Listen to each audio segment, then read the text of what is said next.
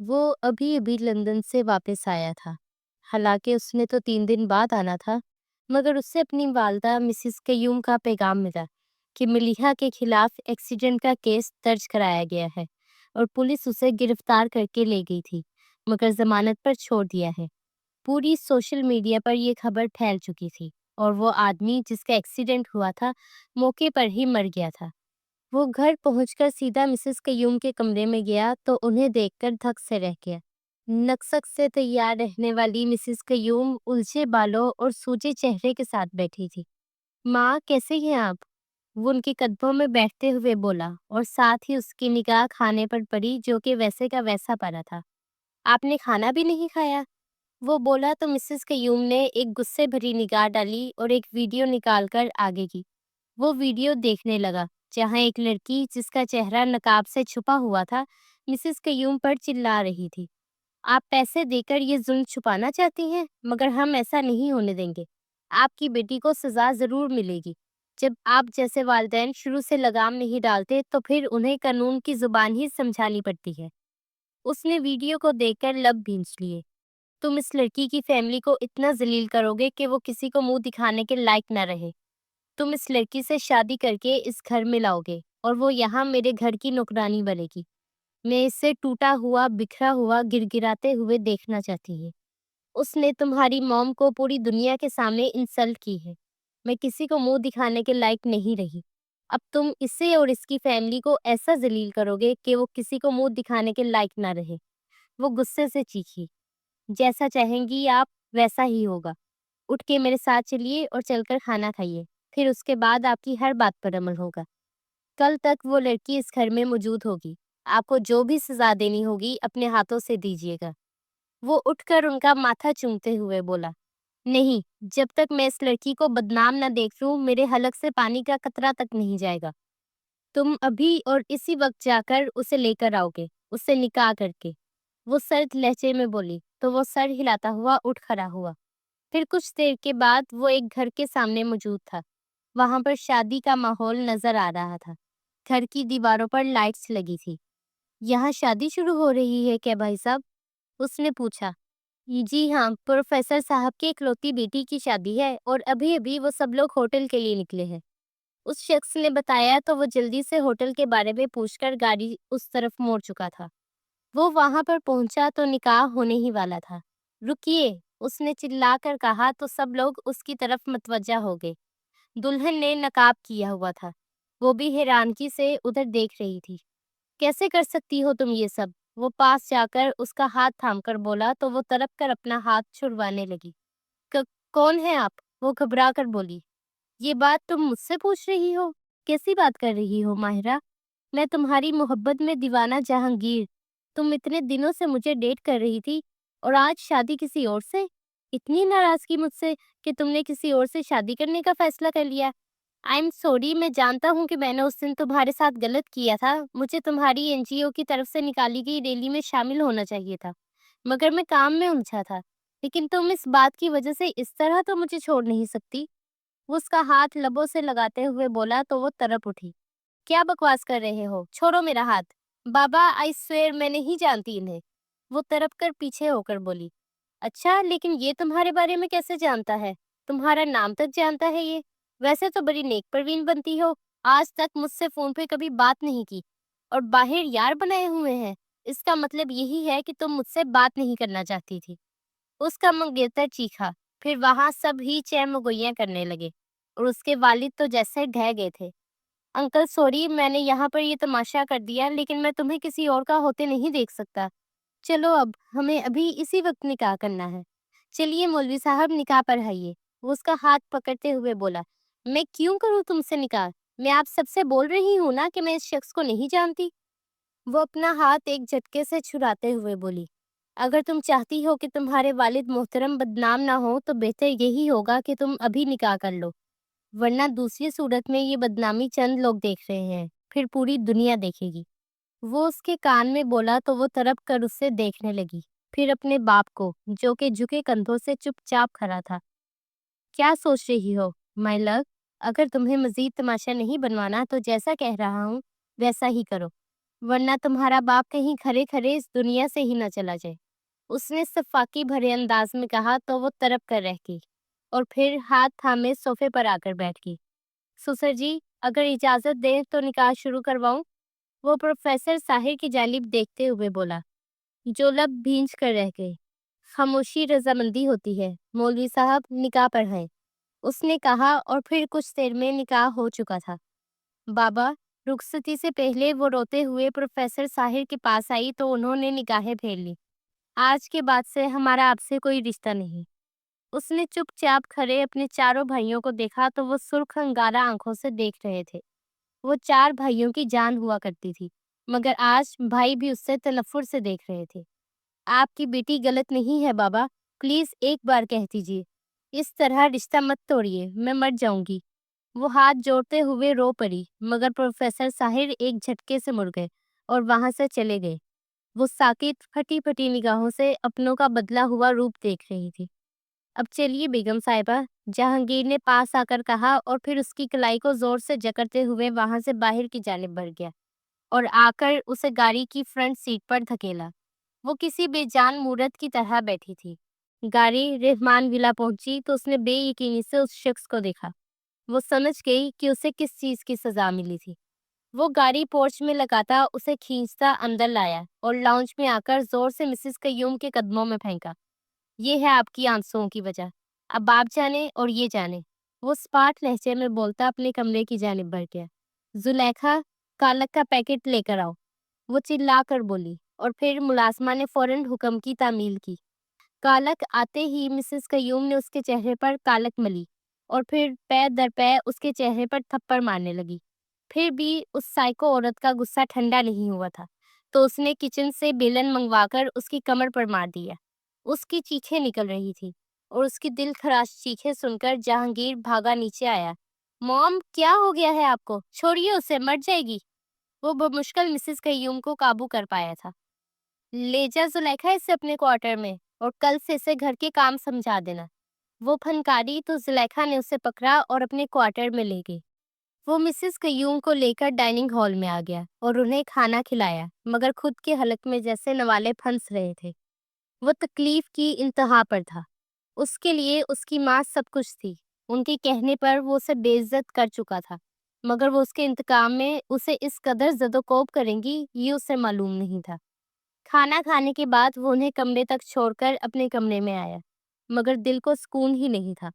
وہ first aid box سے pain colour اور زخموں والا مرہم لے کر سرونٹ کوارٹر میں آیا تو زلیخا چپ چاپ ایک سائڈ پر بیٹھی تھی اور وہ ہچکیوں سے رو رہی تھی۔ زلیخا بھی، یہ انہیں میڈیسن دے دیجیے اور مرہم لگا دیجیے گا، وہ اس کی طرف دیکھتے ہوئے بولا۔ جی جہان بابا، زلیخا نے کہتے ہوئے دونوں چیزیں تھام لی۔ لے دھیرانی، کھا لے، کل کا دن بڑا تکلیف سے ہوگا پھر سے۔ یہ عورت نہیں، شیطان ہے، اس کا من نہیں بھرے گا تجھے تکلیف دیتے، یہ روز اذیت دے گی۔ تو نے اس کی دم پر پیر رکھا ہے بیٹی، بس اب اللہ تیرا وارث ہے۔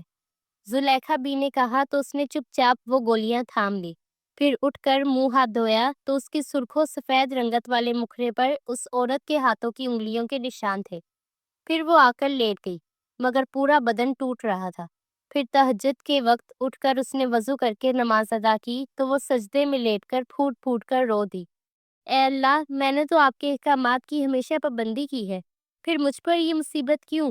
میں تیری کمزور سی بندی ہوں اور میرے اندر اتنی استطاعت نہیں ہے کہ میں یہ سب سہ سکوں۔ اے اللہ پاک، مجھے اتنی ہمت دینا کہ میں کبھی تیری نافرمان نہ بنوں۔ میں نے تو ہمیشہ مظلوم کا ساتھ دیا، مگر یہ ظلم کرنے والے کتنے لوگوں پر ظلم کر رہے ہیں۔ اے اللہ، کیوں انہیں سزا نہیں دیتے؟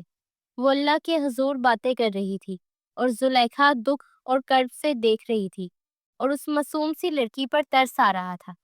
پھر وہ فجر کی اذان ہونے تک وہیں بیٹھی رہی اور نماز ادا کرنے کے بعد وہ زلیخا کے پاس آ کر بیٹھ گئی۔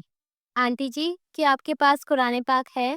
اس نے آہستہ سے پوچھا تو زلیخا نے غلاف میں لپٹا قرآن پکڑایا اور اس نے ایک دم سے کھولا تو اچانک سامنے ایک آیت آ گئی، اور ہرگز اللہ کو بے خبر نہ جاننا ظالموں کے کام سے، انہیں ڈھیل نہیں دے رہا ہے مگر ایسے دن کے لیے جس میں آنکھیں کھلی کی کھلی رہ جائیں گی۔ اس آیت کو پڑھنے کے بعد اس نے ایک دم قرآن بند کر کے دوبارہ کھولا تو سامنے پھر سے ایک آیت موجود تھی۔ اے ایمان والو، تم انصاف قائم کرنے اور اللہ کے لیے گواہی دینے والے بنو، اگرچہ وہ خود اپنے یا والدین یا رشتہ داروں کے خلاف کیوں نہ ہو۔ وہ ہلکا سا مسکرا دی، پھر اس نے سورہ یاسین پڑھ کر قرآن طاق پر رکھا۔ ایک بات بتا دی رانی، یہ تو نے کیا دیکھا اس طرح کھول کر؟ بہت عجیب لگا یہ مجھے۔ زلیخا نے حیرت سے پوچھا۔ میرے بابا کہا کرتے تھے کہ قرآن میں ہر مسئلے کا حل ہے، اسی لیے میں کئی سالوں سے جب بھی کسی مشکل میں ہوتی ہوں نا، بسم اللہ پڑھنے کے بعد قرآن پاک کو اس طرح کھولتی ہوں اور سامنے جو آیت آتی ہے تو اس کو دیکھتی ہوں اور ایسا لگتا ہے اللہ مجھ سے باتیں کر رہا ہے۔ میں کل رات سے بہت الجھی تھی، لیکن اب ٹھیک ہوں اور اپنے ارادے میں اور بھی زیادہ مضبوط ہوں۔ میں اپنے ارادے سے 1 انچ بھی پیچھے نہیں ہٹنے والی۔ یہ لوگ مجھے کمزور سمجھنے کی غلطی کر چکے ہیں، مگر میں اب انہیں ان کی ہی زبان میں جواب دوں گی۔ وہ بولتی جا رہی تھی اور زلیخا بھی اسے پریشان ہو کر دیکھ رہی تھی۔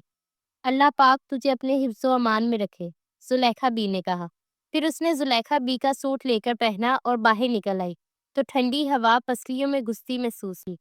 وہ لان میں ٹہلتے کچھ دن پہلے ہوئے حادثے کے متعلق سوچنے لگی۔ آج سے تقریباً 10 دن پہلے وہ اپنی NGO سے نکل کر گھر کے لیے روانہ ہو رہی تھی کہ ایک سبزی فروش آدمی سر تھامے بیٹھا دکھا۔ اس کی سبزی بکی نہیں تھی۔ اس کا نرم دل پسیج گیا۔ وہ چلتی ہوئی پاس آئی تو اس شخص نے نگاہیں اٹھا کر دیکھا۔ بھائی صاحب، ایسا کریں کچھ سبزیاں پیک کر دے۔ وہ پاس جا کر بولی تو اس شخص کا چہرہ کھل اٹھا۔ اس نے سبزیاں پکڑائی تو وہ پیسے دے کر پلٹ گئی۔ ارے باجی، آپ کے باقی کے پیسے؟ اس شخص نے اسے پیچھے سے پکارتے ہوئے کہا۔ رکھ لیں بھیا، بچوں کے لیے کچھ لے جائیے گا۔ وہ ہلکا سا مسکرا کر بولی اور آگے بڑھنے لگی کہ ایک گاڑی تیز رفتاری سے اس کے پاس سے گزرتی اس سبزی فروش کو ٹکر مارتے ہوئے فٹ پاتھ پر چڑھ گئی۔ وہ بھاگتی ہوئی اس آدمی تک آئی تو وہ تڑپ رہا تھا اور پھر ایک دم سے اس کے جسم کو جھٹکا لگا اور اس کے ساتھ ہی اس کی آنکھیں بے نور ہو گئی۔ ماہرہ کی آنکھوں سے آنسو بہنا شروع ہو چکے تھے۔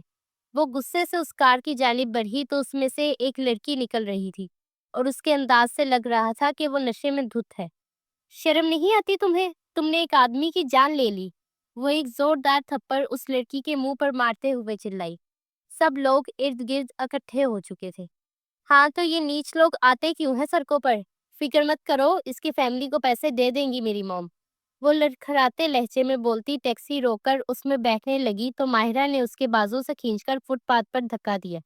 پولیس کے حوالے کرتی ہوں تمہیں، وہ کہتے ہوئے پولیس اسٹیشن فون کرنے لگی اور وہ لڑکی ہاتھ پر ہاتھ مارے پاگلوں کی طرح ہنس رہی تھی۔ تمہیں کیا لگتا ہے تم ملیحہ کو اریسٹ کرواؤ گی؟ اگر تم کرواؤ گی تو میں فوراً ہی نکل جاؤں گی۔ فکر مت کرو، میری موم ایسے لوگوں کو پیسے دے کر خرید لیتی ہے۔ وہ متکبرانہ انداز میں بولی تو ماہرہ تنفر بھری نگاہ اس پر ڈالتی رہی۔ تم مجھے بھی جانتی نہیں ہو۔ میں اپنی طرف سے پوری کوشش کروں گی کہ تمہاری ماں کسی بھی طرح تمہیں نکلوا نہ سکے، اور ہاں، تمہاری ضمانت ہو بھی گئی نا تو زیادہ دن تک اپنے گھر میں نہیں رہو گی۔ دوبارہ سے اریسٹ کرواؤں گی اور میں اس شخص کو انصاف دلاؤں گی جس کو تم نے قتل کیا ہے۔ اس کی آنکھوں میں آنکھیں ڈالتے ہوئے نڈر انداز میں بولی تو وہ لڑکی استہزائیہ انداز میں اسے دیکھنے لگی۔ پھر وہ ایک جھٹکے سے مڑی اور اپنی NGO کو فون کر کے سب بتایا۔ پولیس اور NGO کی ٹیم پہنچ چکی تھی۔ وہ اس شخص کو اپنی NGO کے آدمیوں کے ساتھ لے کر اس کے گھر پہنچی تو وہ گھر نہیں تھا، ایک کٹیا تھی۔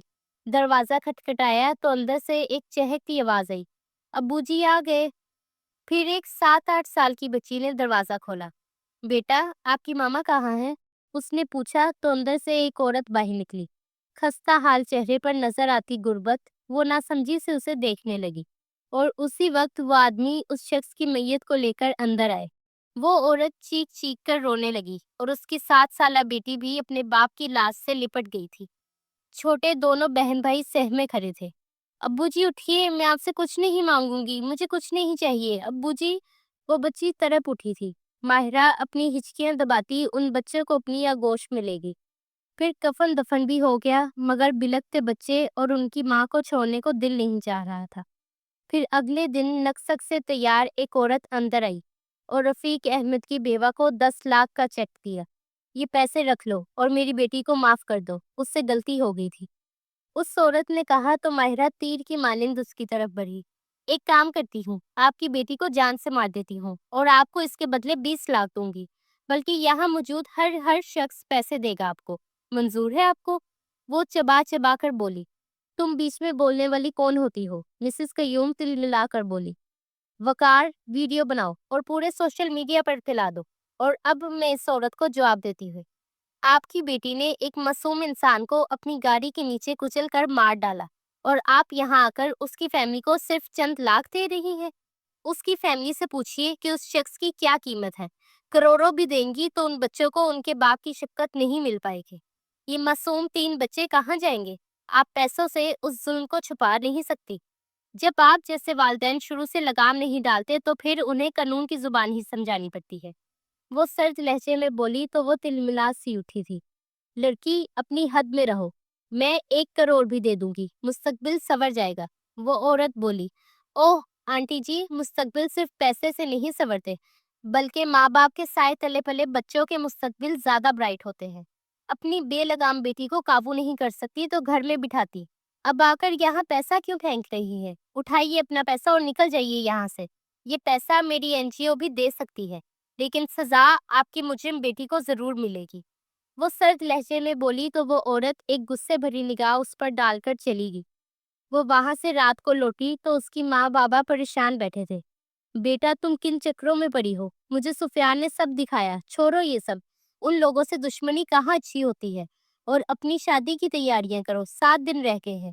ریحانہ بیگم نے کہا، نہیں امی، جب تک اس کیس کا کوئی فیصلہ نہیں ہوتا میں اسے چھوڑوں گی نہیں۔ ان لوگوں کو انصاف ضرور ملے گا۔ میرے سامنے اس لڑکی نے سب کیا ہے اور میں تو اسے سزا دلا کر ہی رہوں گی۔ وہ حتمی لہجے میں بولی۔ اس کے چاروں بھائی بھی وہاں آ چکے تھے۔ دیکھو، ایسی عورتوں کی دشمنی بہت بری ہوتی ہے، وہ بہت بری عورت ہے، میں اس کے بارے میں جانتا ہوں، تم ان معاملات میں مت پڑو۔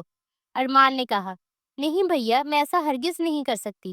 آپ مجھے جانتے ہیں کہ میں ہمیشہ حق کے لیے کھڑی رہتی ہوں، اور آج جب ظلم میرے سامنے ہوا ہے تو میں اس کے خلاف آواز نہ اٹھاؤں تو میں بھی اتنی ہی مجرم ہوں۔ وہ بولی، تمہیں کیا لگتا ہے کہ وہ عورت اپنی بیٹی کو رہا نہیں کر پائے گی؟ وہ چند پیسے زیادہ دے گی اور اپنی بیٹی کو رہا کر لے گی۔ وہ یہاں پر صرف یہ چیک کرنے آئی تھی کہ وہ پیسوں کے ساتھ بکتے ہیں یا نہیں۔ یہاں 10 لاکھ دیا ہے نا، وہاں 5 لاکھ میں اس کا کام ہو جائے گا اور اس کی بیٹی باہر ہوگی۔ وہ صرف ضمانت کروا سکتی ہے، مگر میں پوری کوشش کروں گی کہ یہ ضمانت زیادہ دیر نہ رہے۔ وہ اپنے فیصلے سے 1 انچ نہیں ہٹ رہی تھی۔ سب نے بے بسی سے اسے دیکھا۔ پھر آنے والے دنوں میں اس نے اپنی جان توڑ کوشش لگا دی تھی، لیکن وہ عورت اپنی بیٹی کو ضمانت پر رہا کرا کے لے گئی تھی، لیکن عدالت کی طرف سے سخت نوٹیفیکیشن ملا تھا۔ اس کی شادی کے بعد ان کی عدالت میں پیشی تھی۔ وہ ماضی سے حال میں واپس آئی تو سامنے لہراتے پودوں کو دیکھنے لگی، اور وہ سوچ چکی تھی کہ اسے کیا کرنا ہے۔ وہ جھولے سے اٹھ کر مڑی تو اندر سے باہر آتے جہانگیر کو دیکھ کر ٹھٹک گئی۔ وہ اسے یک ٹک حیرت و بے یقینی سے دیکھ رہا تھا۔ وہ اس پر ترفر بھری نگاہ ڈالتے سرونٹ کوارٹر کی جانب بڑھ گئی۔ وہ شمشیر علی کے کمرے سے نکل کر باہر لان کی جانب بڑھا تو وہاں کھڑی ہستی کو دیکھ کر اس پہ جیسے آسمان گر پڑا تھا۔ وہ اس کی محبت تھی جس کی تلاش پچھلے 1 سال سے کر رہا تھا۔ وہ آج اس کی بیوی کی صورت میں اس کے پاس تھی اور وہ جانتا تک نہیں تھا۔ اس نے اپنے ہاتھوں سے اپنی محبت کی توہین کی تھی۔ اس کا دل جیسے رک رک کر چل رہا تھا۔ وہ ایک جھٹکے سے مڑا اور اپنے کمرے میں آ کر اپنا سر پکڑے بیٹھ گیا۔ پھر کچھ دیر کے بعد ملیحہ کے چلانے کی آواز سنائی دی۔ وہ اٹھ کر باہر نکلا تو ماہرہ صوفے پر اطمینان سے بیٹھی تھی اور ملیحہ اس پر چلا رہی تھی، اور مسز قیوم بھی باہر نکل آئی اور اسے مارنے کے لیے لپکی، اور اس سے پہلے کہ وہ ہاتھ اٹھاتی ماہرہ نے ان کا ہاتھ پکڑ لیا اور پھر انہیں زور سے دھکا دیتے ہوئے فروٹس نائف نکالتی ملیحہ کے بازو پہ خراش ڈال چکی تھی، اور ملیحہ چلانے لگی تھی اور مسز قیوم اسے نازیبا گالی نکالتے لپکی تو وہ پھرتی سے ملیحہ کے گلے پہ چاقو رکھ کر چلائی، خبردار، اگر آپ نے 1 قدم بھی آگے بڑھایا تو آپ کی بیٹی کی شاہرگ کاٹ دوں گی، اور مجھے کوئی افسوس نہیں ہوگا اسے مارنے میں۔ میں تو برباد ہو چکی ہوں، مگر اب آپ کے ساتھ جو ہونے والا ہے اس کا آپ کو اندازہ ہی نہیں ہے۔ آپ کو پتہ نہیں ہے، آپ نے انجانے میں ایک مصیبت مول لے لی ہے۔ آپ کو کیا لگا تھا کل رات میں نے جو چپ چاپ مار کھائی اس کے بعد بھی میں یہی سب سہتی رہوں گی؟ میں ہمیشہ حق کے لیے لڑتی ہوں اور میں مظلوم کی آواز بننے والی ہوں۔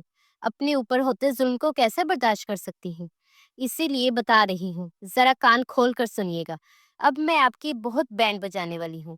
ہاں، اور 2 دن کے بعد جو عدالت میں پیشی ہے نا، اس میں آپ کو بتاؤں گی کہ میں کیا چیز ہوں۔ آپ کی بیٹی کو کڑی سے کڑی سزا دلواؤں گی، وہ سرد لہجے میں بولی۔ ہٹاؤ چاقو ماہرہ، اور اس طرح اگر تم میری موم اور میری بہن کے ساتھ بدتمیزی کرو گی تو میں بالکل برداشت نہیں کروں گا۔ وہ اس کے پاس آتے ہوئے بولا تو اس نے طنزیہ مسکراہٹ سے اسے دیکھا۔ کیا کریں گے آپ؟ میرے خاندان کو برباد کریں گے یا انہیں مزید بدنام کریں گے؟ اب جو مرضی کر لیجیے، لیکن آپ کی بہن کو سزا دلوا کر رہوں گی۔ مسٹر ایکس وائی زی، جو بھی ہیں آپ، اور جو میرے ساتھ آپ نے کیا نا، اس کی بھی ضرور سزا دوں گی۔ بہت بڑی غلطی کر لی ہے آپ نے مجھ سے پنگا لے کر۔ وہ غصے سے بولی۔ یہ تمہاری خام خیالی ہے، صرف پیسہ خرچ کرنے کی دیر ہے اور سارے کے سارے ثبوت ختم ہو جائیں گے، اور میں ایسا کر سکتا ہوں۔ تم مجھے بھی نہیں جانتی کہ میں کیا چیز ہوں۔ میں اپنوں کے لیے جان تک دینے کے لیے تیار رہتا ہوں۔ وہ تلخ لہجے میں بولا۔ دیکھتے ہیں آپ کیا کرتے ہیں۔ میرے پاس اس ایکسیڈنٹ کی CCTV فوٹیج اور بہت کچھ ہے، گواہ موجود ہے، سب کچھ موجود ہے، اور میں آپ کی بہن کو سزا دلوا کر ہی رہوں گی۔ 2 دن کے بعد کورٹ میں آمنا سامنا ہوگا، وہ سرد لہجے میں بولی، اور پھر ایک جھٹکے سے وہاں سے مڑتی نکلتی چلی گئی۔ پھر 2 دن کے بعد اس کے وکیل نے سارے ثبوت پیش کیے۔ پھر کچھ دیر کے بعد ملیحہ لائی گئی تھی، اور وہ اس کی حرکتیں دیکھ کر ساکت رہ گئی۔ وہ پاگلوں جیسا بیہیو کر رہی تھی۔ پھر واقعی انصاف ہار چکا تھا۔ جہانگیر علی نے اپنی بہن کو پاگل ثابت کر ہی دیا تھا، اور عدالت نے اس کی مینٹلی حالت کو دیکھتے ہوئے اسے سزا کی بجائے اس کے علاج کے لیے مینٹل اسائلم بھیجنے کا حکم دیا تھا۔ کہا تھا نا میں نے کہ میں اس کیس کو یہیں پر ختم کر دوں گا۔ بس چند پیسے دینے کی ضرورت ہوتی ہے۔ یہ دنیا پیسے کے لیے بک جاتی ہے۔ ذرا آنکھیں کھولو اور اپنے ارد گرد دیکھو، یہاں پر یہی سب کچھ ہوتا ہے۔ پیسہ پھینک اور تماشا دیکھ۔ تمہارے وہ گواہ جو انسانیت کے ناطے یہاں پر میری بہن کے خلاف گواہی دینے آئے تھے، وہی لوگ یہاں پر آ کر کہنے لگے کہ ہمیں یہ لڑکی اس دن ہی پاگل لگی تھی۔ اب کیا کرو گی؟ وہ طنزیہ لہجے میں بولا۔ آپ کو کیا لگتا ہے آپ اس عدالت سے بچ گئے تو بس کام ختم؟ ابھی اس خدا کی اور آپ کے ضمیر کی عدالت لگنا باقی ہے۔ اس دنیا کی عدالت میں چاہے انصاف نہ ملا ہو، لیکن اس کی عدالت میں ضرور ملے گا، اور ضمیر کی عدالت تو ابھی لگے گی۔ چلیے میرے ساتھ۔ وہ اس کا بازو دبوچ کر بولی، اور پھر اسے گاڑی چلانے کا کہا۔ راستے سے اس نے کافی پھل لیے تھے، اور اسے لے کر ایک محلے میں آئی، اور لکڑی کا دروازہ کھٹکھٹایا تو ایک عورت گھونگھٹ نکالے باہر آئی، اور وہ اس کے ساتھ چلتی اندر داخل ہوئی۔ دونوں چھوٹے بچے کھیل رہے تھے، اور بڑی بیٹی گمسم سی بیٹھی تھی۔ ردا، دیکھو میں آپ کے لیے پھل لائی ہوں، آپ کو یہ پسند ہے نا؟ اس نے بچی کے پاس بیٹھتے ہوئے کہا، تو وہ بچی ہچکیوں سے رونے لگی۔ آپی، مجھے میرے ابو جی لا دو نا، ہمیں رات کو بہت ڈر لگتا ہے۔ کوئی لوگ باہر روز دروازہ کھٹکھٹا کر جاتے ہیں، اور جو انکل کرایہ لینے آتا ہے گھر، وہ بھی کہہ رہا تھا گھر خالی کرو۔ ہم کہاں جائیں گے آپی؟ وہ روتے ہوئے بولی تو جہانگیر کی آنکھوں میں درد سا اترا۔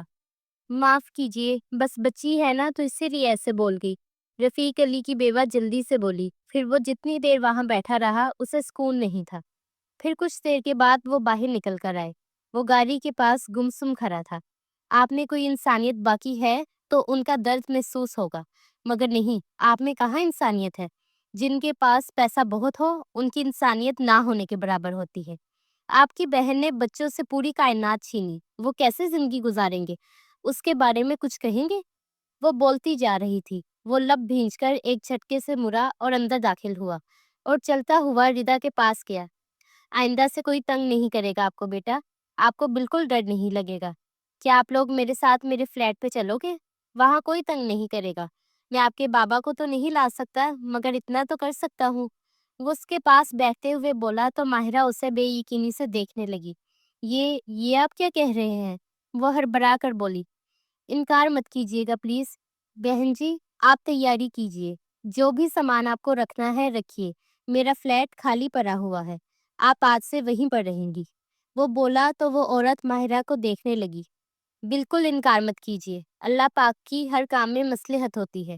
میں کل صبح آؤں گی آپ کی تیاری میں مدد کرنے، آپ خیال رکھیے گا اپنا، ماہرہ بولی۔ پھر وہ اس کے ساتھ باہر نکل آئی۔ آپ کو لگتا ہے کہ اپنے فلیٹ میں انہیں رکھ کر آپ اپنے کیے ظلم کا مداوع کر سکتے ہیں؟ ہرگز نہیں کر سکتے۔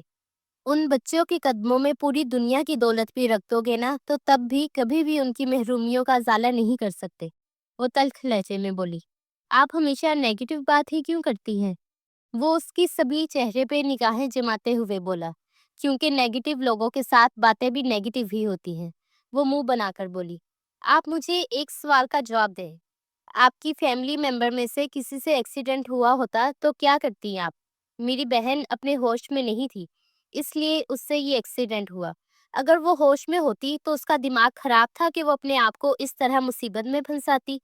وہ سنجیدگی بھرے لہجے میں بولا، میری فیملی ہو یا کوئی اور، بات یہاں انصاف کی ہے۔ آپ کی بہن جب نشے میں تھی تو اسے ضرورت ہی کیا تھی گاڑی چلانے کی، اور پھر اس کے بعد آپ کی بہن وہاں بدتمیزی بھی کرتی رہی، غریبوں کو حقیر اور کیڑے مکوڑے بول رہی تھی۔ اس کے اس طرح کے رویے کے قصوروار آپ اور آپ کی مدر ہیں۔ آپ نے اس کی تربیت اسی طرح کی ہے۔ اس کی تربیت کے اندر غریبوں سے نفرت کرنا سکھایا گیا ہے۔ اگر آپ کی ٹکر کا کوئی آدمی مرا ہوتا نا تو ابھی تک آپ عدالت میں چاہے جتنے مرضی پیسے خرچ کر لیتے، مگر سزا ضرور ملتی۔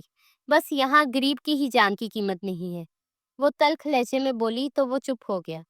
آپ تو نیک ہیں تو میرا ہاتھ تھام کر سیدھے راستے پہ ڈال دے، کیا پتا میں سدھر ہی جاؤں۔ وہ اس کے آگے ہاتھ پھیلائے ہوئے بولا تو وہ ایک پل کے لیے سوچ میں ڈوب گئی، اور پھر بنا کچھ بولے سر جھٹک کر باہر کے نظاروں میں کھو گئی۔ اچھا کل ایک کام کیجیے، میرے ساتھ میرے فلیٹ پہ چلیے گا، وہاں سارا کچھ دیکھ لیجیے گا، سب ٹھیک ہے؟ وہ بولا تو ماہرہ نے اس بات میں سر ہلا دیا۔ پھر وہ گاڑی سے نکلی تو لان میں بیٹھی ملیحہ اور مسز قیوم نے طنزیہ مسکراہٹ سے اسے دیکھا۔ وہ دونوں پاس آئے تو وہ مسکرا کر بولی، میرے بیٹے نے جو کہا وہ کر دکھایا، اب ایک کام کرو، تم اس گھر سے دفع ہو جاؤ۔ وہ بولی تو ماہرہ نے بے اختیار جہانگیر کی جانب دیکھا تو وہ نگاہیں چرا گیا۔ فکر مت کریں، جاؤں گی ضرور، لیکن 1-2 دن تک، کیونکہ فی الحال میرے پاس رہنے کی جگہ نہیں ہے۔ وہ اسپاٹ لہجے میں بولی، یہ میرا مسئلہ نہیں ہے، تم ابھی اور اسی وقت دفع ہو جاؤ یہاں سے۔ وہ پھنکاری، موم چھوڑیے نا، 1-2 دن کی بات ہے، چلی جائے گی۔ وہ جلدی سے بولا تو وہ ہنکارا بھرتی چپ ہو گئی۔ وہ بوجھل دل سے زلیخا بی کے کوارٹر میں آئی۔ بیٹا آپ جا رہی ہو کیا؟ وہ لب کچلتے ہوئے بولی تو وہ ان کے انداز پہ ٹھٹک گئی۔ مجھے جانا ہی تھا زلیخا آنٹی، میں اس زبردستی کے رشتے میں خود کو باندھ کر نہیں رکھ سکتی۔ وہ افسردہ لہجے میں بولی، بیٹا اس دن جیسے آپ نے کیا تھا نا، اس سے بیگم صاحبہ بڑی گھبرا گئی تھی۔ ان کی جان اپنی بیٹی میں ہے، لیکن وہ عورت بہت خطرناک ہے۔ پہلے اس نے شمشیر بابا کا یہ حال کیا، کیونکہ شمشیر بابا کو پتہ چل چکا تھا کہ بڑے صاحب کی قاتل یہی عورت ہے۔ وہ بتانا چاہتے تھے، مگر اس سے پہلے شمشیر بابا کا ایکسیڈنٹ کروا دیا، اور اب انہیں نہ جانے کون سی دوا دیتی ہے کہ دن بدن ان کی حالت خراب ہو جاتی ہے، اور یہاں تک کہ انہیں پاگل پن کے دورے پڑتے ہیں۔ اس لیے بیچارے بابا کو گیسٹ روم میں رکھا گیا ہے۔ وہ بولتی جا رہی تھی اور ماہرہ حیرانگی سے سن رہی تھی۔ یہ آپ کیا کہہ رہی ہیں زلیخا بی؟ ایک ماں اپنے بیٹے کے ساتھ ایسا کیسے کر سکتی ہے؟ وہ حیرانی سے بولی، وہ ماں نہیں ہے، وہ تو ستیلی ماں ہے۔ آج سے 15 سال پہلے بڑے صاحب کے آفس میں سیکرٹری کی جاب کرتی تھی، تو وہیں پر صاحب جی نے انہیں پرپوز کیا اور ان سے شادی کر لی۔ جب وہ اس گھر میں آئی تو ان کی ایک 4 سال کی بیٹی تھی، یعنی یہ منحوس ماری ملیحہ۔ شمشیر بابا کو تو یہ عورت ایک آنکھ نہیں بھائی تھی، لیکن وہ اپنے بابا کے لیے خوش تھے۔ پھر آج سے کچھ برس پہلے جب شمشیر بابا نے بزنس سنبھالا تو یہ عورت صاحب جی سے لڑنے لگی۔ پھر صاحب جی نے جب سب کچھ اپنے دونوں بیٹوں کے نام کیا تو اس نے صاحب جی کا ایکسیڈنٹ کروا کر مروا دیا۔ ان دنوں جہان بابا ملک سے باہر تھے اپنے اسٹڈی کے سلسلے میں۔ پھر ایک دن شمشیر بابا کو اس عورت کے خلاف ثبوت مل گئے، اور انہوں نے وہ پولیس کو دینا چاہے تو شمشیر بابا کا بھی ایکسیڈنٹ کروا دیا، مگر وہ بچ گئے، لیکن ان کا جسم ہلنے جلنے سے قاصر ہو گیا، اور ساتھ زبان سے الفاظ بھی ادا نہیں ہوتے تھے۔ لیکن ڈاکٹر نے کہا کہ کچھ عرصے تک آرام آ جائے گا، مگر یہ زہریلی ناگن انہیں دوائیاں دینے لگی ہے، اور میرے سامنے دیتی ہے۔ معلوم ہے کہ ملازمہ ہوں، کوئی اعتبار نہیں کرے گا۔ لیکن اب جہان بابا سے ساری جائیداد ہڑپنے کی پلاننگ کر رہی ہیں وہ ماں بیٹی۔ مہربانی ہوگی بیٹا، ہمارے دونوں بابا کو بچا لو۔ ہمارے جہان بابا برے آدمی نہیں ہیں، بس وہ محبت بہت کرتے ہیں اپنے واحد رشتے سے، مگر انہیں معلوم نہیں اس عورت کی اصلیت کا۔ وہ رو رہی تھی اور بولے جا رہی تھی، اور ماہرہ کا دماغ تو سن ہو گیا تھا۔ پھر اسے جہانگیر کی طرف سے ملی تکلیف یاد آئی تو وہ کٹھور بن گئی۔ مجھے اس سے کیا لینا دینا؟ یہ آپ لوگوں کا اور آپ کے بابا لوگوں کا معاملہ ہے۔ آپ اپنے بابا لوگوں کو خود بتا دیجیے، کیا پتا وہ بات کا یقین کر لیں۔ میں اس معاملے میں کوئی بھی مدد نہیں کر سکتی، وہ سرد لہجے میں بولی تو زلیخا بی کے چہرے پہ مایوسی چھا گئی۔ وہ پوری رات نہیں سو پائی تھی۔ اگلے دن وہ دوپہر میں بے اختیار گیسٹ روم کی طرف آئی تو اندر کا منظر دیکھ کر ٹھٹک گئی اور جلدی سے اوٹ میں ہو گئی۔ ٹھونسو یہ دوائی بھی۔ اب ایک بات بتاؤں، بڑی دور سے ایک میڈیسن منگوائی ہے، اس سے جلد دنیا سے اٹھ جاؤ گے، تو بھی اور تیرا بھائی بھی۔ وہ پھنکار کر بولتی زبردستی کھانا کھلا رہی تھی۔ وہ غصے سے پلیٹ گراتا گھون گاں کی آوازیں نکال رہا تھا اور وہ سائیکو عورت بری طرح پیٹنے لگی تھی۔ اس نے جلدی سے موبائل نکال کر اس کی ویڈیو بنا لی اور پھر وہ بکتی جھکتی باہر نکل گئی۔ وہ گبرو نوجوان مرد اپنی بے بسی پہ ماتم کر رہا تھا۔ وہ اس کے جاتے ہی اندر داخل ہوئی تو وہ خوف زدہ ہو کر گوں گاں کی آوازیں نکالنے لگا۔ وہ جلدی سے سائڈ ٹیبل کے دراز کھول کر وہ دوائی کی شیشیاں نکال چکی تھی۔ پھر اس نے جلدی سے کاغذ میں وہ دوائی ڈالی اور اسے چھپا لیا۔ ڈونٹ وری بھیا، اب میں آ گئی ہوں نا، تو بس فکر نہیں کرنی ہے آپ نے۔ اب میرا وعدہ ہے میں آپ کو انصاف دلاؤں گی اور اس زہریلی ناگن کا پھن کچلنے کا ٹائم آ گیا ہے۔ آپ فکر مت کیجیے گا۔ اور ہاں، میں تعارف کروانا بھول گئی، میں بھی اس عورت کی ڈسی ہوئی ہوں، آپ کے بھائی کی بیوی ہوں۔ جب تک معاملات ٹھیک نہیں ہو جاتے میں یہاں سے نہیں جاؤں گی۔ اور فکر مت کریں، میں آپ کی اصل دوائی لاؤں گی اور آپ بہت جلد ٹھیک ہوں گے۔ آپ کے بھائی کی وجہ سے میں مظلوم کو انصاف نہیں دلا پائی، مگر آپ کو ضرور دلاؤں گی۔ وہ بولتی جا رہی تھی، پھر وہ تیزی سے باہر نکل گئی۔ کچھ دیر کے بعد وہ اپنی این جی او میں موجود تھی۔ اس نے این جی او کی میم کے ذریعے اس میڈیسن کا ٹیسٹ کروایا تو وہ ایک ڈرگ تھی جس سے جسم سن رہتا ہے۔ اس نے سب سے پہلے اس رپورٹ کو سنبھالا اور پھر راستے میں میڈیسن کا پوچھا تو وہ بہت مہنگی تھی۔ اس کے پاس اتنے پیسے نہیں تھے۔ اس نے اپنی ماں کی واحد نشانی اپنی بریسلیٹ بیچ کر میڈیسن خریدی اور گھر آ گئی۔ رات کو وہ چپکے سے شمشیر کے روم میں آئی اور دوائی کو چینج کیا تو وہ تشکر بھری نم آنکھوں سے اسے دیکھنے لگا۔ پھر وہ لاؤنج میں آ کر بیٹھی ہی تھی کہ ملیحہ پاس آ کر اس پہ چلانے لگی، تم یہاں سے کب دفع ہوگی؟ کبھی بھی نہیں۔ میں نے کہا تھا کہ میں 2-3 دن تک چلی جاؤں گی، لیکن میں نے سوچا کہ میں اتنے بڑے آدمی کی بیوی بن چکی ہوں تو مجھے اس بات کا فائدہ اٹھانا چاہیے۔ تو بس پھر میں نے سوچ لیا کہ میں اس رشتے کو پوری ایمانداری سے نبھاؤں گی۔ بس آج سے میں آپ کے بھائی جان کے کمرے میں جا رہی ہوں، پلیز ذرا اپنے بھائی کے روم کا بتا دو۔ وہ اطمینان سے بولی تو اندر داخل ہوتا جہانگیر اس کی بات پہ تھم سا گیا اور چہرہ جیسے خوشی سے کھل اٹھا تھا۔ تو آپ اس رشتے کو نبھانا چاہتی ہیں؟ وہ پاس آ کر بے قراری بھرے انداز میں بولا تو وہ کندھے اچکا گئی۔ اس نے اپنی ہتھیلی پھیلائی تو وہ کچھ تذبذب کے بعد اس کے ہاتھ پہ ہاتھ رکھ گئی۔ وہ ہلکا سا دباتا اسے لیے روم میں آ گیا۔ کیسا لگا میرا روم؟ وہ اسے محبت سے دیکھتے ہوئے بولا تو وہ اسے ناگواری سے دیکھنے لگی۔ زیادہ فری ہونے کی ضرورت نہیں ہے میرے ساتھ۔ میں نے یہ سب اس لیے کہا کیونکہ میرے پاس اس گھر کے علاوہ کوئی ٹھکانہ نہیں۔ پھر اتنا امیر آدمی ہو تو پھر میں باہر سرونٹ کوارٹر میں کیوں رہوں؟ اس لیے میں نے سوچا کہ میں نرم گرم گدے کا مزہ لوں گی۔ وہ بولتے ہوئے بیڈ پہ لیٹ گئی۔ اور ہاں، یہ لے تکیا اور جا کر کہیں اور سو جاؤ مسٹر پھٹو۔ وہ تڑپ کر بولتی اطمینان سے لیٹ گئی۔ وہ ہلکا سا مسکرا دیا اور چپ چاپ صوفے پہ بیٹھ کر اسے دیکھنے لگا، جو کہ بیڈ کراؤن سے ٹیک لگائے موبائل پہ کچھ دیکھ رہی تھی۔ اسے بے اختیار آج سے 1 سال پہلے کا واقعہ یاد آ گیا۔ وہ اپنے آفس سے منسلک ریسٹ روم کے صوفے پہ بیٹھا تھا کہ سامنے لگی سکرین پہ اس کے آفس کی سی سی ٹی وی فوٹیج لگی تھی۔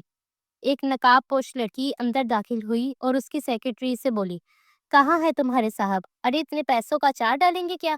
کل میری دوست اپنے فنکشن میں بلانے آئی تو آئے ہی نہیں، اتنا غرور، توبہ استغفار، ایسا لگتا کہ فرعون بنے بیٹھے ہیں۔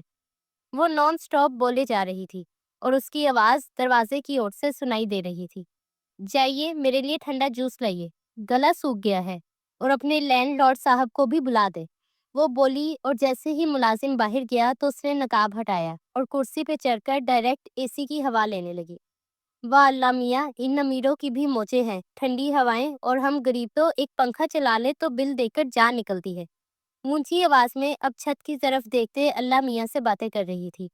وہ گہری مسکراہٹ سے اٹھتا پاس آیا اور اس حسن کی ملکہ کے سکرین پہ دکھتے چہرے پہ ہاتھ پھیرنے لگا۔ پھر اس کا موبائل بجا تو وہ کال سنتی افراتفری میں وہاں سے بھاگی۔ وہ اس کے پیچھے گیا لیکن تب تک وہ جا چکی تھی۔ وہ پچھلے 1 سال سے اس سے خاموش محبت کیے جا رہا تھا اور آج وہ اس کے پاس اس کے کمرے میں تھی۔ وہ اسی پہ بھی بہت خوش تھا۔ وہ صوفے پہ لیٹ کر آنکھیں موند گیا مگر کچھ دیر میں اس کی گردن اکڑ چکی تھی۔ وہ اٹھ کر اس کے ساتھ بیڈ پہ آ کر لیٹ گیا اور اپنی کوہنی بیڈ پہ ٹکا کر اپنی ہتھیلی پہ رخسار رکھے اسے دیکھ رہا تھا۔ پھر وہ آہستہ سے جھکا اور اس کے ماتھے پہ سلگتے لب رکھ دیے۔ اس کی نیند اتنی کچی تھی کہ وہ ہڑبڑا کر اٹھی۔ How dare you! آپ کی ہمت بھی کیسے ہوئی مجھے چھونے کی؟ وہ تپ کر بولی۔ پورا حق ہے مجھے آپ پہ۔ محبت نہ ہوتی تو زبردستی کر لیتا، لیکن اپنی محبت کو مزید ذلیل نہیں کر سکتا۔ وہ بولا تو اس نے بے یقینی سے اسے دیکھا۔ وٹ؟ وہ سرسراتی آواز میں بولی۔ تو وہ اپنے موبائل سے وہ سی سی ٹی وی فوٹیج نکال کر دکھانے لگا۔ وہ جھنجھلا کر اسے دیکھنے لگی۔ کیا ہوا؟ ایسے کیوں دیکھ رہی ہیں آپ؟ آپ کو یقین نہیں آ رہا؟ یہی سچ ہے، میں نے صرف اور صرف آپ سے محبت کی ہے اور پچھلے 1 سال سے آپ کی تلاش میں تھا۔ مجھے تو پتا ہی نہیں تھا کہ آپ ہی وہ لڑکی ہے۔ وہ بولا تو اس نے سر جھٹک کر اسے دیکھا۔ اچھا ہوتا کہ آپ خاموش رہتے اور اس خاموش محبت کو اپنے اندر کہیں دفن کر لیتے، کیونکہ یہ بات کنفرم ہے، میں تو آپ کے ساتھ نہیں رہنے والی۔ جیسے ہی میرا انتظام ہوگا میں آپ کی زندگی سے چلی جاؤں گی۔ وہ کٹھور پن سے بولی تو وہ اس کے انداز پہ تڑپ سا گیا تھا۔ ایسا کیوں کہہ رہی ہیں آپ؟ میں اپنی ہر غلطی کا مداوع کرنے کے لیے تیار ہوں۔ میں آپ کے پیرنٹس کے پاس جا کر انہیں سب حقیقت بتا دوں گا۔ وہ بے تابی سے اس کا ہاتھ تھامتے ہوئے بولا۔ اوہو، واقعی؟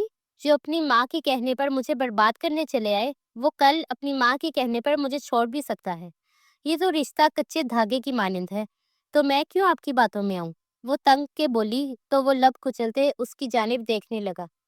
ایک بات میں آپ کو بتانا چاہتا ہوں، جب میں اپنے رشتے کو نبھاتا ہوں تو میں پورے دل سے نبھاتا ہوں۔ وہ میری ماں ہے اور میں ایک بیٹا ہونے کا فرض نبھا رہا ہوں، اور دوسری طرف آپ میری بیوی ہیں اور میں آپ کے بھی پورے فرض نبھاؤں گا۔ ان کی بات کا بھی احترام رکھوں گا، لیکن آپ کے ساتھ کبھی زیادتی نہیں کروں گا۔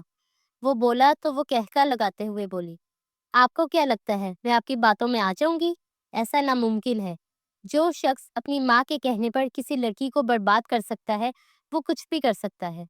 مجھے اتنا معلوم ہے کہ آپ اپنی ماں کی وجہ سے مجھ پر زیادتی ضرور کریں گے، اس لیے میں آپ پر اعتبار نہیں کروں گی، کیونکہ جب اعتبار ٹوٹتا ہے تو بہت درد ہوتا ہے۔ پتہ ہے، میرے ابا نے میرا اعتبار توڑا ہے، جو مجھ سے محبت کے دعوے دار تھے۔ ایک غیر نے میرا نام کیا لے لیا، سب لوگوں نے مجھے غلط سمجھ لیا۔ مجھے سب کی طرف سے یہ امید تھی کہ کوئی ایک کہے گا کہ ہماری بیٹی ایسی نہیں ہے، لیکن سب نے پہلے یہ سوچ رکھا تھا کہ میں ہی غلط ہوں۔ مجھے نہیں چاہیے ایسا کوئی اپنا، اس نے سرد لہجے میں بولتے ہوئے کہا۔ اپنوں سے ناراضگی ہوتی ہے لیکن ان سے رشتے ناتے نہیں توڑے جاتے۔ میں آپ کی فیملی پر سب کچھ ایکسپلین کروں گا تو مجھے یقین ہے وہ لوگ آپ کو معاف کر دیں گے۔ وہ آہستہ سے بولا۔ اس کی کوئی ضرورت نہیں مسٹر جہانگیر، کیونکہ مجھے اپنوں سے کوئی لینا دینا نہیں ہے۔ میں اب ان میں سے کسی کے ساتھ ناتا نہیں رکھنا چاہتی، اور آپ کو جا کر ان کے سامنے کچھ بھی ایکسپلین کرنے کی ضرورت نہیں۔ وہ غصے سے بولی اور پھر تکیے میں سر چھپا لیا۔ اچھا چلے ٹھیک ہے، آپ کو کسی بات کا مان نہیں رکھنا، لیکن میں آپ کو ایک بات بتانا چاہوں گا کہ میں صبح ممی سے بات کر کے آپ کے بارے میں سب بتا دوں گا۔ مجھے یقین ہے جب انہیں بتاؤں گا کہ میں آپ سے محبت کرتا ہوں تو وہ میری خوشی میں خوش ہوں گی۔ وہ بہت محبت کرتی ہے ہم لوگوں سے اور ہمارے لیے کچھ بھی کر سکتی ہے۔ آپ کو پتہ ہے وہ میری سوتیلی ماں ہے، لیکن سگی سے کہیں بڑھ کر ہے۔ میری سگی ماں کو میں نے نہیں دیکھا، لیکن میں یقین کے ساتھ کہہ سکتا ہوں کہ وہ مجھ سے اتنا ہی پیار کرتی ہے جتنا یہ میری ماں کرتی ہے۔ وہ بولتا جا رہا تھا اور وہ اس شخص کی خوش فہمیوں پر افسردہ سی ہو گئی۔ ایک بات میری یاد رکھیے گا، زندگی میں ایک وقت آتا ہے کہ سگی بھی ساتھ چھوڑ دیتی ہے۔ وہ تو پھر سوتیلی ہے، اس لیے ان کی محبت میں اتنے بھی اندھے مت بن جائیے کہ آپ کو دکھنا ہی بند ہو جائے۔ اپنے آس پاس دیکھیے، ہو سکتا ہے آپ کو ان کی کوئی نہ کوئی غلطی نظر آئے۔ سب سے بڑھ کر تو غلط بات یہ ہے کہ انہوں نے اپنا انتقام لینے کے لیے ایک لڑکی سے شادی کروانے کا کہا۔ آپ کے نزدیک وہ عورت درست ہو سکتی ہے جو آپ کو مہرے کی طرح استعمال کرے، وہ بھی اپنی انا کی تسکین کے لیے؟ کیونکہ اگر آپ کی سگی ماں ہوتی تو یہ بات ضرور سوچتی کہ اگر میں اپنے بیٹے سے اس طرح کرنے کا کہوں تو کہیں وہ کسی مصیبت میں نہ پھنس جائے۔ مگر اس عورت کو آپ کی مصیبتوں سے کوئی لینا دینا نہیں ہے۔ वो एक साइको औरत है। वो उठकर बैठते हुए बोली तो वो नागवारी से उसे देखने लगा। आपने ये बात अब तो कह दी है, आइंदा मत कहिएगा। वो लब कुचलते हुए बोला। कहूंगी और बार बार कहूंगी। मेरा मुंह, मेरी जुबान, आप मुझे सच कहने से रोक नहीं सकते। वो पुरज़म लहजे में बोली तो वो उसे देख कर रह गया। फिर सर झटक कर करवट लेकर लेट गया। अगले दिन वो सुबह दफ्तर जाने के लिए तैयार हो रहा था कि उसके पास आकर खड़ी हो गई। मेरे पास कपड़े नहीं हैं, मेहरबानी होगी आपकी अगर आप जाकर मुझे शॉपिंग करवा दें। अगर शॉपिंग नहीं करवा सकते तो प्लीज़ कुछ पैसे दे दीजिएगा। वो सरदोस्पात लहजे में बोली तो वो महज उसे देख कर रह गया। 2 घंटे तक तैयार हो जाइएगा, मैं आपको पिक करूंगा, फिर आपको शॉपिंग करवा दूंगा, बस एक मीटिंग अटेंड करनी है। वो घड़ी की जानिब देखते हुए बोला। फिर वो वाकई 2 घंटे के बाद उसे पिक करके शॉपिंग मॉल ले गया। वहां से शॉपिंग करने के बाद उसने गाड़ी उसके मेके के दरवाजे पर खड़ी की तो वो सुन सी रह गई। फिर वो उसे लेकर बाहर निकला। दरवाज़ा खटखटाया तो उसके भाई ने दरवाज़ा खोला और बड़ी खुशी से उनका इस्तकबाल किया। वो अंदर दाखिल हुई तो उसकी माँ उसे गले लगाते हुए कितनी देर रोई। वो गुमसुम सी बैठी रही। फिर कुछ देर के बाद वो जाने के लिए उठा तो वो भी उसके साथ उठी। तो उसने जल्दी से कहा, आप यहीं पर ठहर जाइए, मैं रात में आपको पिक करूंगा। और वो बाहर निकल गया था। उसकी माँ ने बताया कि वो आज सुबह मिलने आया था और उसने सारी हकीकत बताई और माफ़ी भी मांगी। कितनी अजीब बात है अम्मी, आप लोगों को जिस शख्स ने आकर कहा कि ये मेरी महबूबा रह चुकी है, तो आपने इतबार कर लिया, और उसी शख्स ने आकर सच बोला कि ऐसा कुछ नहीं है, तो फिर उसी पर एतबार करते हुए आज आप बाजू फैलाकर मेरा इस्तकबाल कर रहे हैं। वो तल्ख लहजे में बोलती चली गई। ऐसी बात नहीं है मेरी जान, बस वो वक्त ही इतना बुरा था कि हम में से किसी को कुछ समझ नहीं आया। फिर मैं तो माँ हूँ, मैं तो उस दिन से कह रही हूँ कि मेरी बेटी ऐसा नहीं कर सकती, लेकिन मैं मजबूर हूँ कि मैं बीवी भी हूँ। मुझे माफ़ कर दो मेरी बच्ची। उसकी माँ बोलते हुए रो पड़ी तो उसका नरम दिल उनके आंसुओं से पिघल गया। उसने पूरे दिन बहुत अच्छा वक्त गुजारा, मगर उसका ध्यान शमशीर अली की तरफ भी था। फिर वो शाम को लेने आया तो उसके साथ लौट आई। वक्त के साथ साथ वो एक दूसरे के करीब आने लगे थे, मगर उसने आज तक उस पर अपना हक नहीं जिताया था। उससे 1 महीने में उसे इतना मालूम हो गया था कि शमशीर अली जितना ज़हीन है उतना ही मासूम भी है। वो अपने रिश्तों के मामले में बहुत मुखलिस है। आज शमशीर अली के पास बैठकर वो उन्हें देख रही थी। भैया, एक बात कहूँ, ये जो तंजीला बेगम है ना, आपकी सुतेली माँ, ना जाने उसने आपके भाई पर क्या जादू किया है। उस औरत के खिलाफ कुछ सुनता ही नहीं, फिर उसी वजह से बुरा लगता है आपका भाई। वो मुंह बनाकर बोली तो वो हंस पड़ा। फिर उठने लगी तो अचानक शमशीर अली ने उसे पकड़ा। बच्चे, थैंक यू। उसने अटक अटक कर ये लफ्ज बोले तो वो मुड़कर बेयकीनी से उन्हें देखने लगी। भैया, आप बोल सकते हैं? वो एक्साइटेड लहजे में बोली तो वो मुस्कुराकर सर हिला गया। अब वो वक्त आ गया है कि जहरीली नागिन का फन कुचल दो। बस एक काम करना पड़ेगा। वो सबूत लाने होंगे जो उसको सजा दिलवा सके। लेकिन वो सबूत आपके एक्सीडेंट में ज़ाया हो चुके हैं ना? तो फिर वो कहाँ से लाएंगे? उसने पूछा। नहीं, सबूत ज़ाया नहीं हुए, बल्कि जहान के कमरे में उसके पुराने रेन कोट में मौजूद है। मुझे मालूम था वो औरत मुझे मरवा देगी, इसलिए मैंने असली सबूत जहान के रेन कोट में रखे थे। मुझे यकीन था कि किसी न किसी दिन वो जहान के हाथ ज़रूर लगेंगे, मगर उसने आज तक रेनकोट इस्तेमाल नहीं किया। शमशीर आहिस्ता आहिस्ता बोल रहा था। फिर एकदम से बाहर खटका महसूस हुआ तो वो भाग कर गई। वहाँ मलीहा खड़ी थी। मैं अपनी माँ को जाकर सब कुछ बताऊंगी। वो गुस्से से बोलती पलटी तो माहिरा ने उसे रोककर उसके सर पर गुलदान मारा और वो जमीन पर गिर गई। मुलाजमा की मदद से वो उसे सर्वेंट क्वार्टर ले आई। वहां कुर्सी पर बांधकर उसके मुंह में कपड़ा ठोंस दिया। फिर वो जहान के कमरे में आई। उसने एक एक चीज को बिखेर कर रख दिया था। आप क्या कर रही हैं? मुझे गंदगी से एलर्जी है। जहान पास आकर झिंझोड़ कर बोला। आपका रेनकोट कहाँ है? उसने तेज लहजे में पूछा। वो स्टोर रूम में रखवा दिया था। वो कंधे झटक कर बोला। पागल आदमी हैं आप। रखवाने से पहले एक बार उसके अंदर चेक कर लेते कि उसमें कुछ है या नहीं। वो तब कर बोली। उसमें क्या होना था? कुछ भी नहीं था, वैसे भी वो बेकार था। वो सर झटक कर बोला। आप भी बहुत बेकार आदमी हैं, तो अपने आप को किसी कबाड़ खाने में बेच क्यों नहीं देते? वो तब कर बोली तो वो होंक बना उसे देखने लगा, जो कि बिला वजह गुस्सा कर रही थी। پھر وہ وہاں سے مڑی اور تیزی سے اس نے اسٹور روم میں جا کر ایک ایک چیز کو الٹ پلٹ کر دیکھنا شروع کر دیے۔ وہ پیچھے آ کر پاس کھڑا حیرت سے دیکھ رہا تھا۔ پھر اس نے رین کوٹ کی اندرونی جیب سے ہاتھ نکالا تو اس میں ایک USB تھی اور ساتھ میں کچھ رپورٹس تھیں۔ وٹ دی ہیل، یہ سب کیا ہے؟ اور ایک منٹ، آپ کو یہ سب میرے رین کوٹ سے کیسے ملا؟ وہ حیرت سے بولا۔ بغیر جواب دیے اس کا ہاتھ پکڑ کر شمشیر علی کے کمرے میں لے آئی اور وہ رپورٹس دکھائیں۔ وہ قیوم الوی کی پوسٹ مارٹم رپورٹ تھی جس میں صاف صاف لکھا تھا کہ انہیں ڈرگس دی گئی تھی۔ کیا بکواس ہے، میرے ڈیڈ ایسی چیزیں استعمال نہیں کرتے تھے، وہ تب کر بولا۔ میں نے کب کہا؟ آپ کے والد محترم یہ سب لیتے تھے، ہو سکتا ہے انہیں کسی نے کھلائی ہو تاکہ ان کا ایکسیڈنٹ ہو، وہ سٹ جھٹک کر بولی۔ وہ کنفیوز ہو گیا۔ چلے میرے ساتھ، وہ اس کا ہاتھ تھام کر لاؤنج میں لے جانے لگی۔ بچے سب دودھ کا دودھ کر دو۔ شمشیر علی کی آواز پر وہ بے یقینی سے دیکھ رہا تھا۔ آپ بول سکتے ہیں بھیا، وہ تڑپ کر بولا اور خوشی سے آ کر بیٹھ گیا۔ پھر شمشیر علی کے اشارے پر ماہرہ نے LCD پر USB لگائی تو اس میں تنزیلہ شمشیر علی کے ساتھ اپنا جرم قبول کر رہی تھی۔ وہ پھٹی پھٹی نگاہوں سے دیکھ رہا تھا۔ پھر وہ زمین پر بیٹھتا چلا گیا۔ نہ صرف بابا کے ساتھ بلکہ میرے ساتھ بھی اس عورت نے یہ کیا، لیکن میں زندہ بچ گیا۔ وہ عورت مجھے غلط ادویات دے کر عذاب دے رہی تھی، روز تھپڑ مارتی تھی، مگر قدرت کو مجھ پر رحم آ گیا اور ماہرہ تمہاری زندگی میں آئی اور مجھے زندگی دے گئی۔ تم یہ ثبوت پولیس کو دو اور اس عورت کو گرفتار کرواؤ، شمشیر علی نے کہا۔ نہیں بھیا، ابھی نہیں، پہلے اس عورت کے سامنے اس کی سب سے بڑی کمزوری رکھوں گا۔ جس بیٹی کے لیے کچھ بھی کر گزرتی، اس کے سامنے وہ بیٹی گرفتار ہوگی اور اسے سزائے موت یا پھر عمر قید ہوگی۔ پھر وہ چبا چبا کر بولتا ایک جھٹکے سے اٹھ کر باہر نکل گیا۔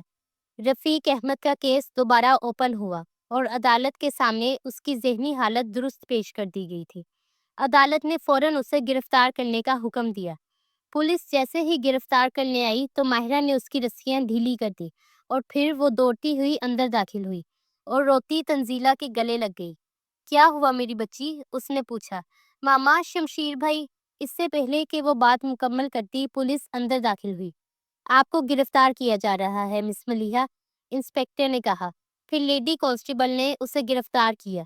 تنزیلہ چلانے لگی مگر وہ لوگ اسے گھسیٹ کر لے گئے۔ جب جہانگیر گھر پہنچا تو بلک بلک کر وہ رو رہی تھی۔ پریشان نہ ہو ماما، آپ دونوں ماں بیٹی الگ الگ نہیں ہو سکتے۔ اور پھر پولیس انسپکٹر کو آواز دی۔ وہ ناسمجھی سے اسے دیکھنے لگی۔ ہم آپ کو مسٹر قیوم الوی کے قتل کے جرم میں گرفتار کرتے ہیں۔ پولیس کی بات پر وہ پھٹی پھٹی نگاہوں سے دیکھنے لگی۔ پھر پولیس اسے گرفتار کر کے لے گئی۔ جہانگیر کمرے میں بیٹھا تھا کہ ماہرہ نے پاس آ کر اس کے کندھوں پر ہاتھ رکھا۔ وہ جلدی سے سیدھا ہوا، اس کی کمر کے گرد بازو لپیٹے اس کے پیٹ پر سر رکھ کر رونے لگا۔ میں واقعی لوزر ہوں، نہ ایک اچھا بیٹا بن سکا، نہ ہی بھائی، اور نہ ہی ایک اچھا انسان۔ یہ سب اس عورت کی وجہ سے ہوا۔ اگر آپ میری زندگی میں نہ آتی تو یہ سچائی شاید کبھی نہ کھل پاتی اور ایک راز ہی رہ جاتا۔ مگر دیکھیں، قدرت نے پرانے راز کو کیسے کھولا۔ جی ایسا ہی ہے۔ اللہ پاک خود فرماتے ہیں کہ ظالم کو جو مہلت دی ہے اس پر خوش نہ ہو، کیونکہ اللہ پاک انتقام ضرور لے گا۔ میں کچھ عرصہ پہلے سوچتی تھی کہ آپ سے میری شادی ہونے کا کیا ریزن ہو سکتا ہے، مگر اب یہ واضح ہو چکا ہے کہ یہ میری ذمہ داری تھی کہ مجھے کسی کی زندگی بچانے کا ذریعہ بننا تھا، وہ نرمی سے بولی، جبکہ تنزیلہ بیگم اطمینان سے بیٹھی تھی۔ انہیں لگا کہ یہ راز ہمیشہ راز رہے گا، لیکن سچائی کا کوئی نہ کوئی راستہ نکل ہی آتا ہے۔ شکر ہے کہ آپ ہماری زندگی میں آئیں اور ہمیں خوشیاں دی، شمشیر علی بولتا جا رہا تھا۔ پھر وہ اٹھ کر ایک ضروری کال اٹینڈ کرنے کے لیے روم سے باہر گیا تو وہ اس گھر سے جانے کی تیاری کرنے لگی۔ پھر کچھ دیر بعد جہانگیر کمرے میں آیا اور ماہرہ کو دیکھنے لگا جو اپنا بیگ پیک کر رہی تھی۔ یہ کیا پاگل پن ہے، کہاں جا رہی ہیں آپ؟ وہ غصے سے بولا۔ آپ شاید بھول رہے ہیں کہ میں نے کچھ وقت قبل آپ سے کہا تھا کہ مجھے یہاں کام ہے اور جیسے ہی یہ مکمل ہو جائے گا میں چلی جاؤں گی، وہ آہستہ سے بولی تو وہ بے یقینی سے اسے دیکھنے لگا۔ میں نے آپ سے محبت کا اظہار کیا ہے، اس کے باوجود آپ مجھے چھوڑ کر جانا چاہتی ہیں؟ اس سے تو بہتر تھا کہ آپ مجھے بھی مرنے دیتی۔ کیوں بچایا آپ نے میرے بھائی کو اور مجھے؟